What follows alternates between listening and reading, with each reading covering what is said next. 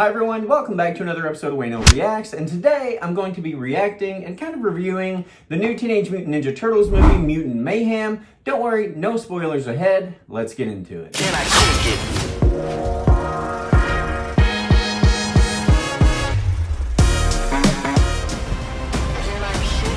That's right everyone, I just got back from watching the new Teenage Mutant Ninja Turtles Mutant Mayhem movie, and I was able to pick up a few free goodies while I was there. I came away with this new comic book, which incidentally isn't exactly a new comic book. The book really just contains a brief history of the Teenage Mutant Ninja Turtles, their creation, and a variety of different covers that feature multiple characters from the film. Now, in addition to that, I also got this pretty sweet poster. I'm actually really impressed with this poster. Happy to have it. All free for seeing the film in Dolby Cinema. Now, I don't think there's any way we can move forward with this review without first mentioning the previous Teenage Mutant Ninja Turtle films, starting with Teenage Mutant Ninja Turtles in 1990. This film I absolutely loved. I was quite young when it came out, only 9 years old, but I was old enough to know that I was seeing a live-action Ninja Turtle movie for the first time, and it absolutely blew my mind. The second film is the first film I ever remember actually seeing the trailer for and being excited to go see. I couldn't stop thinking about The Secret of the Ooze.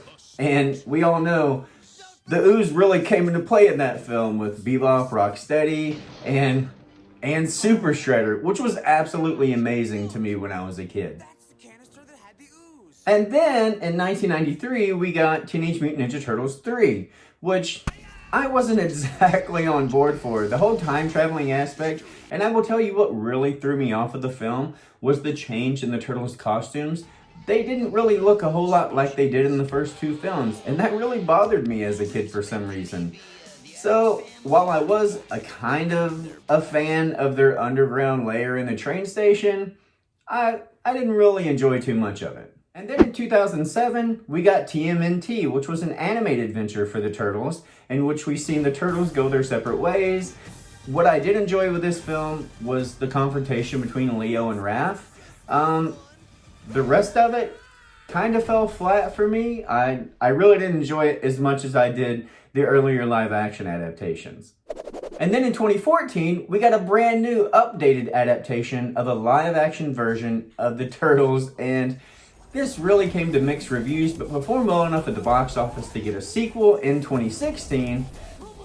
And that's the last time we've seen the Turtles on the big screen until now with Teenage Mutant Ninja Turtles Mutant Mayhem. Now, I'm a fan primarily of the first two live-action Teenage Mutant Ninja Turtles films, and the Rotten Tomatoes scores for these films kind of line up with that, but it would be absolutely impossible to overlook the fact that Mutant Mayhem has an incredible 97% score, which is absolutely insane. Fans are really eating up this new interpretation of the Turtles, and for good reason. I just finished watching the film, and let me tell you, it was a lot of fun. The first thing you obviously will notice is the animation. Now, filmmakers made it very clear that they wanted this movie to resemble a doodle maybe made in a notebook in the middle of a boring math class. And that comes across on screen very, very well. It looks amazing. I do hear a lot of comparisons to Spider-Man Across the Spider-Verse, and I will say that while both films are visually stunning, they aren't really comparable in that way. They have two very distinct art styles, which they both pull off very well. Another major difference in this film is that the Turtles are actually teenagers and voiced by the like. In previous adaptations, they've obviously been called Teenage Mutant Ninja Turtles, but they didn't exactly come across that way. Filmmakers obviously put a lot of effort into ensuring that these Turtles did come off as teenagers, and that's very evident just by their chemistry with each other and the language they use. It's a very contemporary take on our favorite Ninja Turtles. And the story in this film really plays upon that aspect, the aspect of being a teenager and wanting acceptance from others.